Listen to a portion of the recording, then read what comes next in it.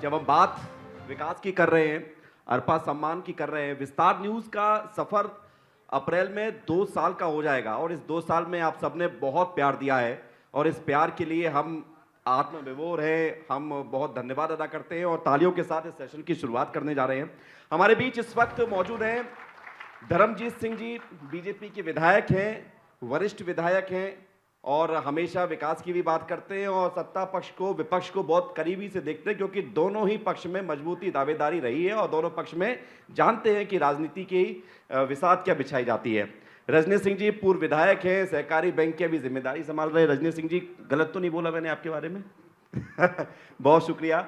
मैं सबसे पहले धर्मजीत जी आपसे सवाल करना चाहूंगा कि जब हम लोग विकास की बात करते हैं, हर इंसान कहता है विकास हो रहा है, लेकिन उसके निजी जीवन में विकास का कितना परिणाम मिल रहा है, ये वो कभी अच्छा अनुभव करता है, कभी अच्छा अनुभव नहीं करता है। आपकी नज़र में विकास की परिभाषा क्या है? आपकी नज़र में छत्तीसगढ़ का जो विकास हो रहा है, उसमें क्या बदलाव आया है पिछले 2-3 वर्षों में? आपकी नज़र में 2026 कैसा होना चाहिए? सबसे पहले मैं आपको बहुत बहुत धन्यवाद दूंगा कि आपने मुझे यहाँ बुलाया। विस्तार न्यूज़ का बहुत ज़बरदस्त विस्तार हो रहा है और पिछले कार्यक्रम में मैं नहीं आ पाया था, उसके लिए क्षमा चाहता हूँ। जहाँ तक कि छत्तीसगढ़ के विकास की और बिलासपुर के विकास की बात है, मुझे इस बात का गौरव हासिल है कि मैं मध्य प्रदेश में भी विधायक था और जब छत्तीसगढ़ बना तो जसपुर हाल के सामने कपड़े के टेंट वाले विधानसभा में भी बैठ करके छत्तीसगढ़ के विकास के सपनों को देखने का अवसर मिला। फिर उसके बाद तीसरी विधानसभा जो थी उसमें भी बैठा, अभी जो चौथी विधानसभा बनी उसमें भी बैठा। तो इन 25 वर्षों में मैंने खट्टे मीठे बहुत से अनुभव प्राप्त किए हैं। सबसे पहली बात तो ये है कि जो छत्तीसगढ़, जो बस्तर केरल से बड़ा है, बहुत सुंदर है, लेकिन नक्सलियों के कारनामों के कारण वो बहुत पिछड़ा है। अबूझमाड़ नाम ही पड़ा है वहाँ। आज वो ख़त्म होने की स्थिति में है। वहाँ अब टूरिस्ट आएंगे, वहाँ के ज़रा चुप कराएंगे, उधर कौन लोग बोल रहे हैं? हाँ, थोड़ा सा शांत रहें। विधायक जी कह रहे हैं कि थोड़ा सा शांत हो जाएं तो मैं और अच्छी विकास की बात कह सकता हूँ। मेरा ध्यान आपकी तरफ जा रहा है साहब। जी 2 मिनट के लिए। सैकड़ों नक्सली मारे गए, सैकड़ों नक्सली सरेंडर किए, कुछ लोग और तरीके से निपटा दिए गए। तो बस्तर सुंदर हो गया है। छत्तीसगढ़ नक्सल मुक्त होगा तो किसी भी प्रदेश में विकास का पहला पैमाना होता है, वहाँ पर शांति होना चाहिए। और अब हम एक शांत छत्तीसगढ़ प्रदेश की परिकल्पना करके अपने विकासों के नए आयामों को आगे बढ़ाने का काम करेंगे।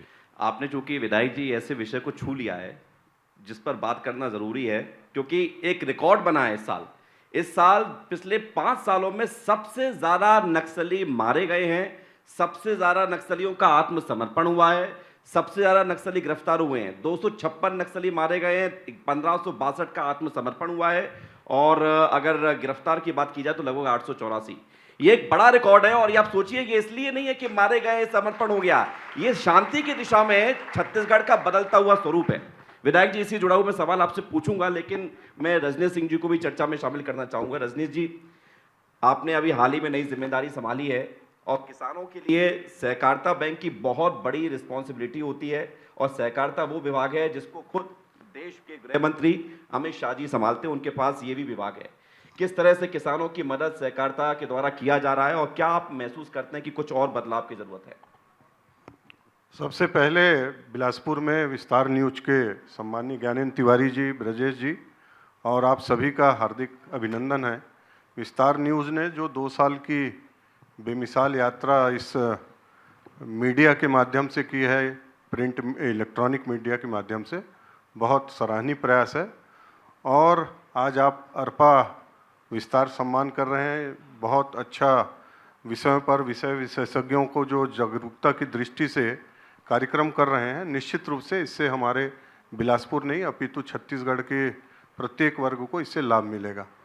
आपने पूछा कि सहकारिता का क्षेत्र, चूँकि सहकारिता का क्षेत्र मुख्य रूप से किसानों से जुड़ा हुआ, ये लगभग 100 साल पहले का बैंक है, बिलासपुर का बैंक।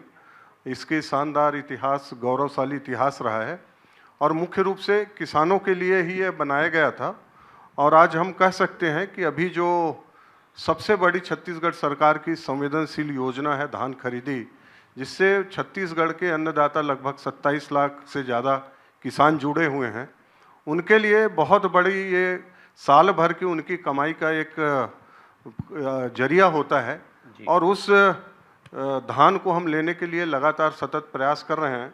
बिलासपुर ज़िले में बहुत ज़्यादा डिटेल ना बताते हुए 538 जो खरीदी केंद्र हैं, लगभग 58 इसके बैंक के शाखाएँ हैं। इसके माध्यम से पूरे रायगढ़ छोड़ दें तो बिलासपुर संभाग इसमें 6 जिले इसमें आते हैं। तो सब जगह धान खरीदी के लिए लगातार प्रयास है, बेहतर प्रयास हो रहे हैं।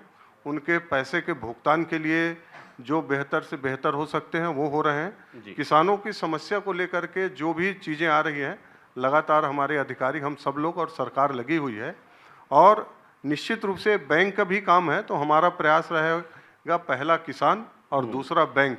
बैंक जुड़ जाता है तो उस हिसाब से हमारी कुछ बैंक के सामने हमको कुछ चीज़ें दिखती है, उस हिसाब से इसको सुविधा देना और आम नागरिक को भी, हमारे बुद्धिजीवियों को भी, इसमें प्रबुद्ध नागरिकों को भी इस बैंकिंग सेवा में, कोऑपरेटिव सेक्टर में जोड़ना, ये दोनों प्रमुख रूप से अभी प्राथमिकता रहेगी। बहुत बढ़िया। ये लक्ष्य 2026 के लिए, आगे आने वाले वर्षों के लिए है। लेकिन धर्मजीत जी, आपने नक्सलवाद का जब जिक्र किया तो ये भी जिक्र आता है कि चूंकि आपने खुद बताया कि आप मध्य प्रदेश में भी विधायक रहे, जब छत्तीसगढ़ बना तब भी विधायक रहे, यानी कि आप कांग्रेस में भी रहे, फिर जोगी कांग्रेस में भी रहे, अब बीजेपी में भी रहे। लेकिन मैं ये पूछना चाहता हूं सब लोगों से कि क्या छत्तीसगढ़ से नक्सलवाद खत्म होगा? ये कोई सोच सकता था?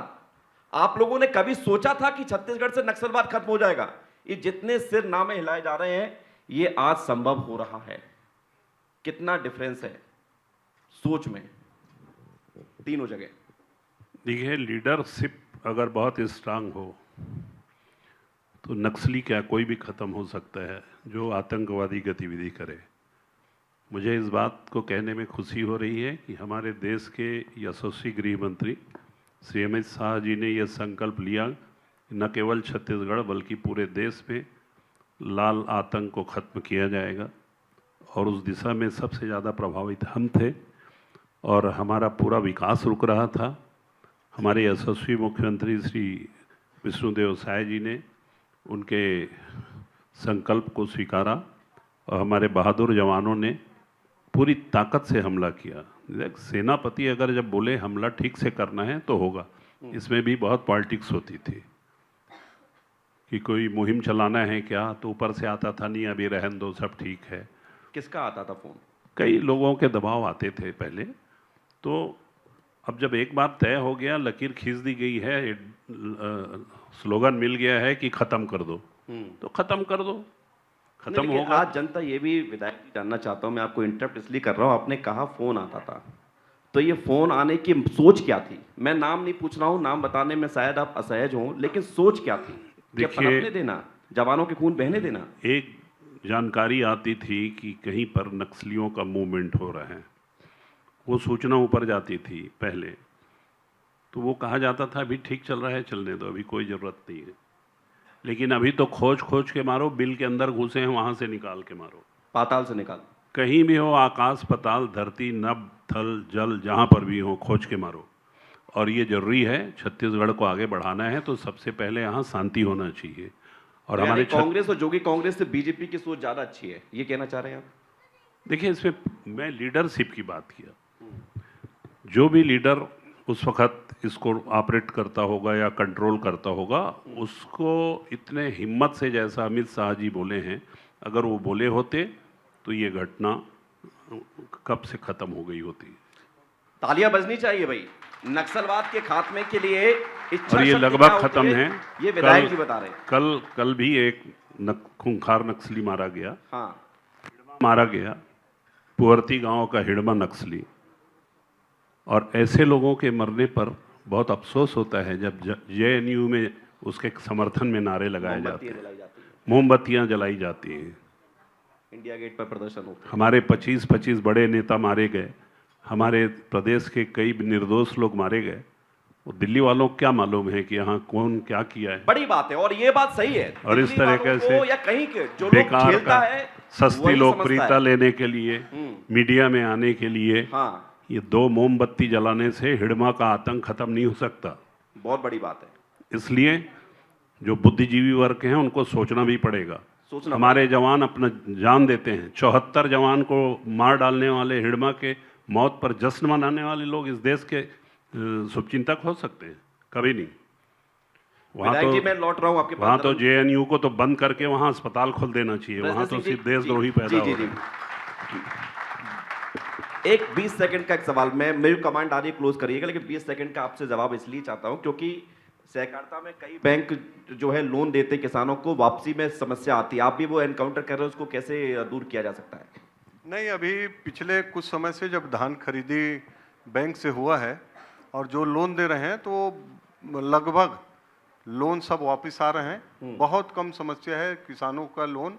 किसान ईमानदार होता है, हमेशा से लोन किसान ईमानदार है, अन्नदाता है, ईमानदार है, इससे ज्यादा और क्या चाहिए? और वो लोन बहुत ईमानदारी से देता है और कहीं कहीं थोड़ा बहुत होगा, नहीं तो मैं कह सकता हूँ 99.9% लोन वसूली। बड़ी बात है। बहुत तालियों के साथ इस सेशन को हम आगे बढ़ाते हैं। बहुत बहुत शुक्रिया धर्मजीत सिंह जी और रजनीश जी, आप हमारे साथ जुड़े, आपने चर्चा में हिस्सा लिया। बहुत बहुत धन्यवाद।